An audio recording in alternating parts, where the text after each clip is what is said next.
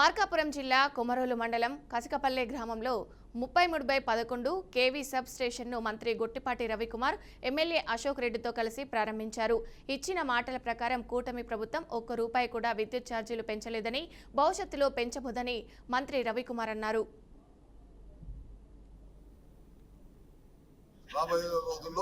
Current bill పెంచకుండా నాణ్యమైన విద్యుత్తు ప్రజలకు అందించుకుంటా ముందుకు తీసుకెళ్లాలనేదే ఈ ప్రభుత్వ ఉద్దేశం.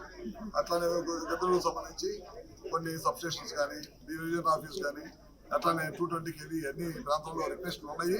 వాటి మీద భూసేకరణ చేస్తున్నాం, భూములు కూడా తీసేసుకుంటున్నాము.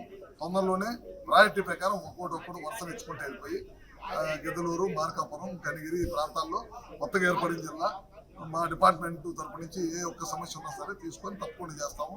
అట్లానే మన పక్కన కనిగిరిలో కానీ, మార్కాపురంలో కానీ రిలయన్స్ సమస్య వచ్చింది, బయోగ్యాస్ ప్లాంట్లు పెట్టిస్తున్నాము.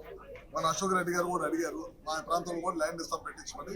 తప్పకుండా ఆ ప్లాంట్లు పూర్తి చేసిన తర్వాత ఇమీడియట్ గా దీన్ని కూడా చేస్తాము. లేకపోతే ఇంకేమైనా ఇండస్ట్రీస్ వస్తే కనుక మా దగ్గరికి ఇన్వెస్ట్మెంట్ తప్పకుండా మా ప్రాంతాన్ని అశోక్ రెడ్డి గారు గిద్దలూరుని చూపించి తప్పకుండా ఇక్కడికి ఏదో ఒకటి ఒక ఇండస్ట్రీగా కూడా కావాలని గిద్దలూరు ఎమ్మెల్యే గారు ఎప్పటి నుంచి అశోక్ రెడ్డి గారు అడుగుతారు. తప్పకుండా చేస్తామని తెలియజేస్తాం.